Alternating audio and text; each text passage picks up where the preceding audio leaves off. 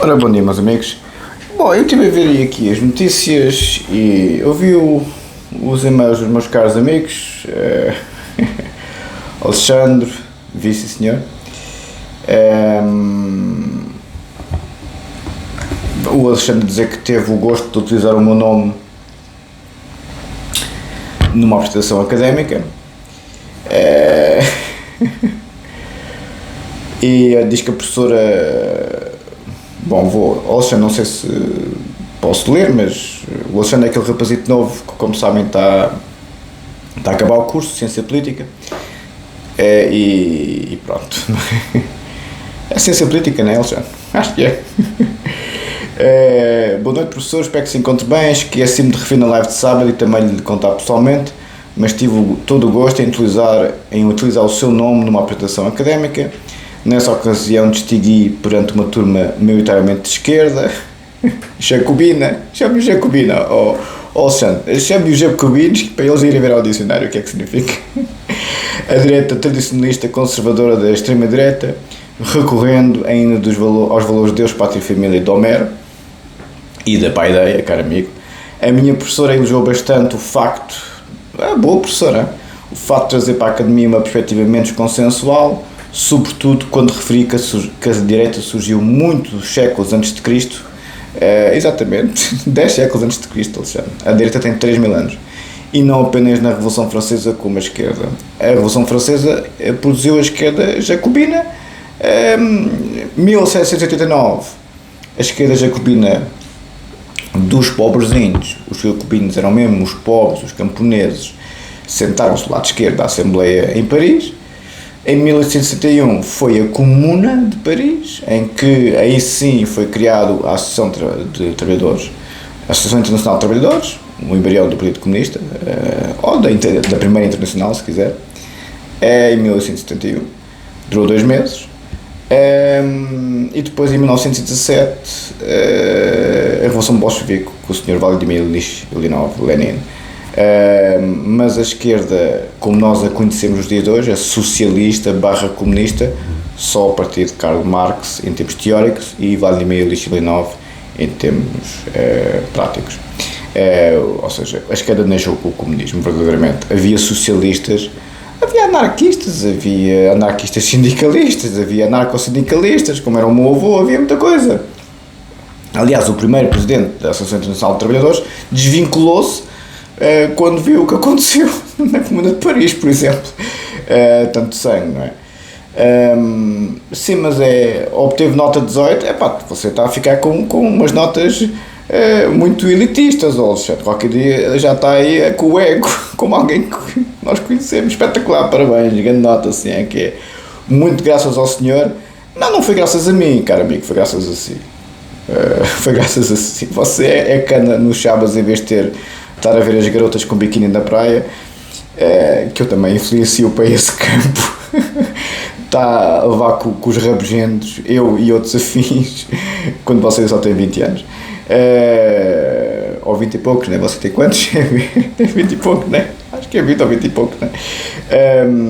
Obtive nota 18, muito graças ao senhor, que me obrigou a estudar e ler sobre Homero e sobre os populismos da nova direita mundial. Não, você tem paciência para aturar os velhotes. Eu já, no seu registro, já sou velhote. O seu engenheiro Avelino, o engenheiro Zé Luís e outros são mais velhos do que eu. Mas nós todos temos, 30 anos de diferença, pelo menos de si, está a ver? Você é que tem uma paciência de santo para aturar os cotas, como diz a juventude. Encontro-me num processo de otimização integral da minha vida, da força física, para a ideia, assim é, capacidade intelectual, para a ideia, e pela devolução à grande cristandade de Jesus Cristo, também da força espiritual. A paideia também fala disso. A paideia não se foca em termos religiosos, foca-se em termos filosóficos, mas é a mesma coisa. Estou a trilhar o caminho de fortalecer estas 3 dimensões em conjunto. Muito devo a si e aos seus vídeos. Sim, você é que tem paciência para aturar os rabugentos, Alexandre. Apenas guardo saudades dos conteúdos antigos, em que mostrava o rosto e transmitia entusiasmo ao expor a matéria. Mas compreendo que nas redes sociais muitas vezes predominam pessoas que apenas só querem mal e que lhe causaram mal. É a noite das facas longas, Alexandre. Noite das facas longas, é só não conhecer o Sr. Adolfo, não é? esse grande ano de 1933 foi a Constituição de Weimar e a Constituição de Salazar e obviamente que as extremas-direitas e as extremas-esquerdas, quando se juntam, fazem o que sempre fizeram. Fazem o que sempre fizeram, caros amigos. Noite das facas longas sempre existiu.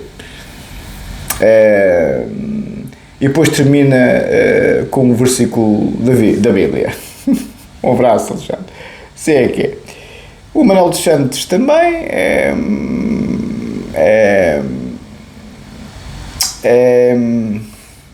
fala aqui de umas coisas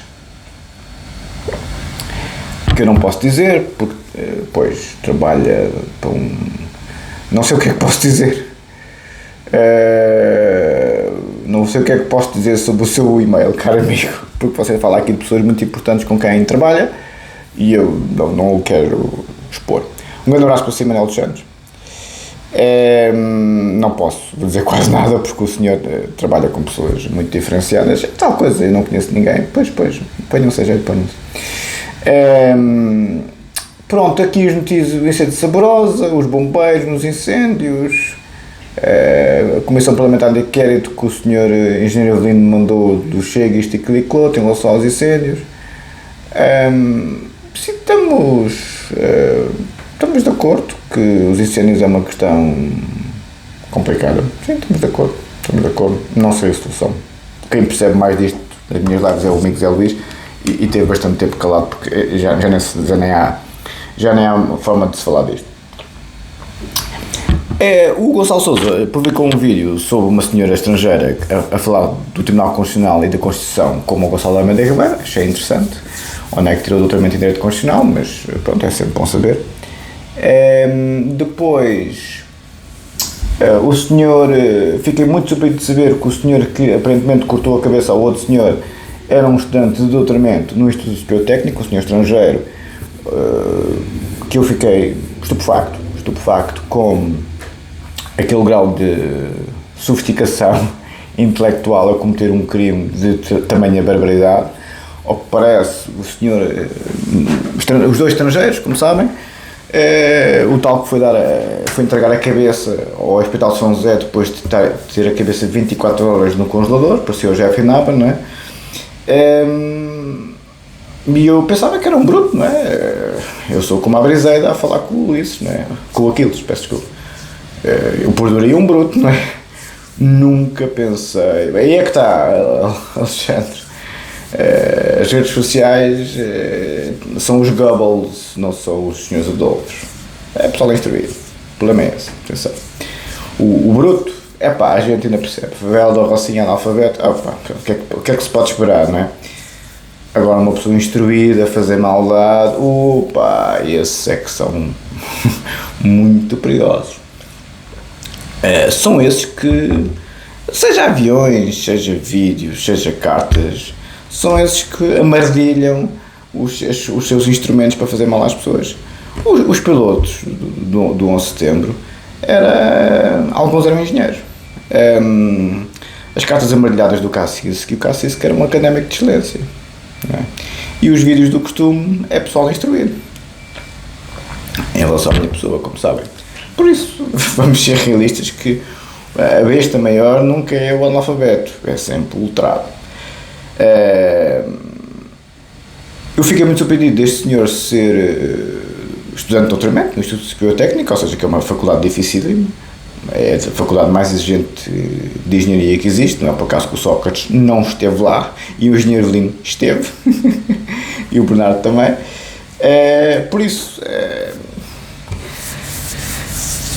este homem, o que é que se passará naquela cabeça para ter cometido um crime tão bárbaro, porque ao que parece a cabeça foi ao ar, enfim, não desculpa lá os pormenores, mas o Ministério Público já se pronunciou sobre o assunto, porque as facadas foram tantas no pescoço do outro senhor que a cabeça acabou por ser arrancada. Vejam bem, uma raiva louca naquele homicídio qualificado. Aquele tipo de raiva louca normalmente não é uma pessoa lúcida. Não me parece, não sei o histórico entre os dois, mas tem que haver um histórico muito peculiar para aquele tipo de raiva ser efetivada. Ou seja, ou é uma doença psiquiátrica muito severa, ou há ali um histórico entre os dois de ódio avassalador. Normalmente aquele tipo de crime tão violento, em que se esfaqueia o pescoço de uma pessoa até arrancar-lhe a cabeça, normalmente é uma doença psiquiátrica muito severa. Não é um homicídio convencional. Não é a pessoa que... Epá, os homicídios nunca são coisas normais, não é? Mas há o registro convencional, em que a pessoa perde a cabeça e faz uma asneira, não é? Aqui não foi perder uma cabeça e perder a cabeça e fazer mais asneira. Aqui foi muito mais grave que isso. Este senhor, provavelmente, é possível que seja inimputável. É possível. Até pelo que ele fez a seguir. Levou a cabeça para casa, meteu-a no congelador e depois foi entregar ao Hospital São José. Para quê, não é? Para que é que ele foi entregar a cabeça? Para recosturar com o corpo. É um comportamento completamente disfuncional, não é? Obviamente que foi detido pela polícia. Bom, primeiro vídeo, estou a aquecer os motores. Pronto, mas estão a ver, é o mundo que temos, não é? É o mundo que temos. É o mundo que temos. Nós temos sempre o mesmo. Estes ódios, perigosíssimos, não é? Perigosíssimos quando as pessoas erradas se cruzam. Ao que parece foi lá às 5 da manhã e tal. O que é que aconteceu ali, não é? Entre aqueles dois. O que é que o outro fez para este lhe arrancar a cabeça à facada, não é? O outro fez alguma coisa, de certeza. Um homem com esta sofisticação intelectual não é maluco. Bem, ao que parece infelizmente, mas pronto, descompensou psicoticamente, seguramente que sim, mas tinha história psiquiátrica provavelmente, percebe? Porque, as pessoas, isto é preciso, o homicídio qualificado é como o suicídio, tem sempre uma longa história por trás. O homicídio qualificado, uma história de ódio em relação a X e externo, e o suicídio, ódio interno. E há pessoas que se dedicam nos dias de hoje a cultivar os ódios. Pois, se cruzarem com este senhor às 5 da manhã, são capazes de ter outro desígnio. Piu. Tínhamos ficado, isto é a minha tese de doutoramento em Direito Penal, como sabem, a versão em português. Tínhamos ficado na questão da legitimação de culpa judicial penal e estávamos no professor Figueiredo Dias, ou seja, a consagração de um dever ser ético-existencial baseado, e estou a citar, na realização, desenvolvimento e promoção do ser livre, do meu e dos outros, e da consagração da culpa ética na violação deste preciso dever, diz o professor Figueiredo Dias, em Liberdade de Culpa e Direito Penal, primeira edição, página 186. Fundando então a culpa num dever original divisível, segundo Batista Machado. Gosto muito deste autor, eu gosto muito deste autor, Batista Machado, o professor Marcos Guedes também, porque o professor Batista Machado, jurista, articulava a antropologia, o existencialismo, a filosofia existencial, nomeadamente a Jean Paul Sartre, mas também um bocadinho a alemã de Heidegger, que não é bem existencialista, mas já vos expliquei, e o direito. Outro como a minha pessoa, estão a ver, a tentar ser transdisciplinar nas áreas. São poucos os juristas que fazem isto, ou já viram os problemas que o Jacobs não se meteu quando articulou a sociologia a 100% do Luhmann com o direito. Os juristas têm um problema com a legitimidade democrática, como diz o Gonçalo de Almeida Ribeiro muito bem, mas também têm um problema com as outras áreas do saber. Quando eu estava a falar com o professor Mitar Ribeiro, ele disse-me, pois sabe, os juristas, é sempre a lei. Pois o jurista tem uma opção com a lei. Pois, eu também tenho, como sabem, não é? Mas tenho muita dificuldade de deixar outras áreas do saber influenciá-los. Muita dificuldade. Só a filosofia é que entra um bocadinho. Aliás, viram o que é que o Conselho Científico me disse a mim? Pode articular áreas do saber com o direito penal, pode sim senhor, tira a psicanálise, fica a filosofia. Não quiseram psicanálise articulada com o direito penal. E se a jurisprudência é tão bonzinha connosco? Sim, podemos fazer isto, aquilo e aquilo, do ponto de vista do processo penal, sim, senhor. Mas em termos de doutrina, os juristas tradicionalmente só deixam a filosofia entrar. nem a sociologia que o coitado do Jacobs, bem, também foi um bocado anjinho, se o Jacobs levou a tareia que levou a articular a sociologia com o direito, acham que é esta fraca figura que ia conseguir articular a psicanálise com o direito em termos de doutrina e dogmática? Eu também sou um bocado anjinho às vezes, mas enfim, é para o conceito científico, era esperado. Segundo Batista Machado, num dever de total disponibilidade, o tal dever original divisível, espetacular esta expressão, dever original divisível, segundo Batista Machado, num dever de total disponibilidade enquanto dever de, e com isto concluo, enquanto dever de manter-se livre, dever de desalienação, num dever de alerta e de inquietação, em termos tais que pela realização de uma liberdade, se isto acabar é porque a bateria foi ao ar, em termos tais que pela realização de uma liberdade e iniciativa pessoais, humanizamos todo o curso do nosso agir. Vou repetir. Dever de manter-se livre, dever de desalienação, a alienação do Marx, num dever de alerta e de inquietação, em termos tais que, pela realização de uma liberdade e iniciativa pessoais, humanizamos todo o curso do nosso agir. É esta a diferença entre o bem e o mal, que agora se vê muito nas redes sociais e na política. Quem é que são os verdadeiros humanistas? Quem é que são os verdadeiros humanistas? Quem é que faz o bem e quem é que faz o mal? Quem é que comete crimes e quem é que combate o crime? Quem é que passa a vida de volta do conhecimento e do desenvolvimento da sociedade e quem é que passa a vida a perseguir os outros?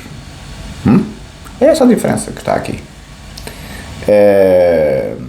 Batista Machado, Antropologia, Existencialismo e Direito, em obra dispersa, volume 2, Filosofia do Direito, Direito Público e outros, 1993, página 144, nota 83. O mal sempre existiu, caros amigos. O mal sempre existiu. As redes sociais e a política hoje em dia estão em caminhos que há uns que acabam com a cabeça decapitada. Pois, o mal sempre existiu e há pessoas que respondem em conformidade.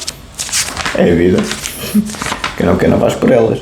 Código Penal, artigo 71, como sabem, eu gosto muito. Porque eu ainda não comecei a ler o Código Penal, no princípio. Há tanta coisa para ler, não é? Estamos com a paideia hoje, já vou pôr, leia a paideia no vídeo posterior, porque senão os seus ficam um bocadinho, vou só ler um bocadinho, eu não consigo chegar, onde é que estava a paideia? Tínhamos ficado onde? Tínhamos ficado o Esclioma, tínhamos ficado nos sofistas.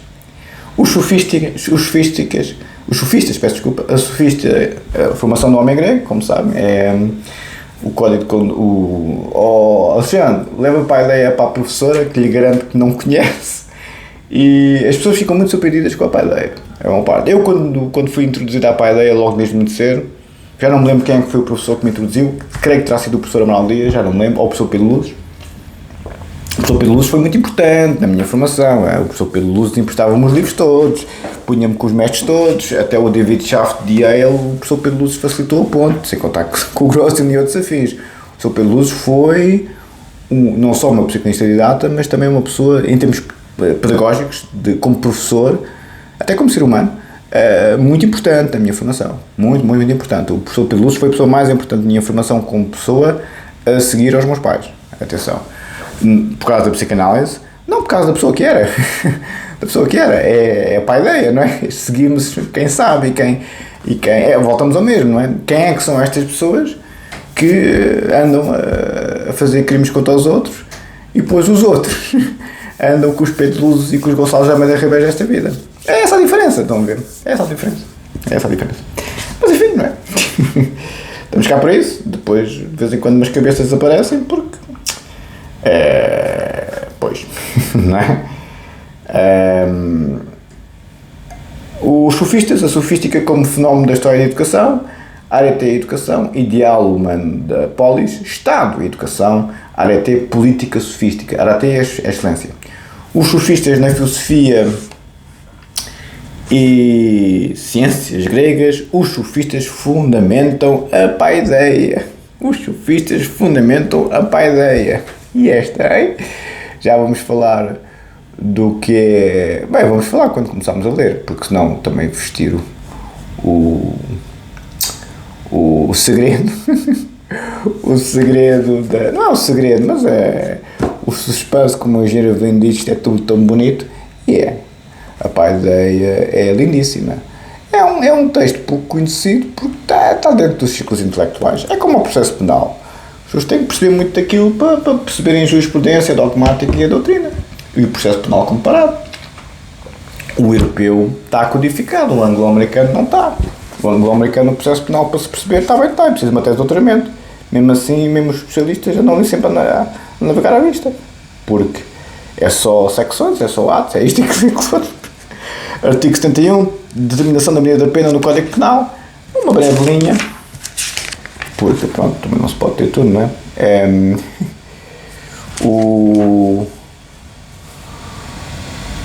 Tínhamos ficado no professor da Cavaleiro de Ferreira, como sabem. E... deixa cá ver. Para concluir, o entendimento segundo o qual os casos menos graves em sentido lato, em princípio, onde de ser punidos no mínimo para o meio de casos mais graves, outros sim, em sentido lato. Correspondentemente, devem ser no meio para o máximo. Saf Pereira e Alexandre Lafayette, 2008, 217, anotação 6, ao artigo 71. Ficamos por aqui, caros amigos, e já falamos. Muito obrigado, um abraço.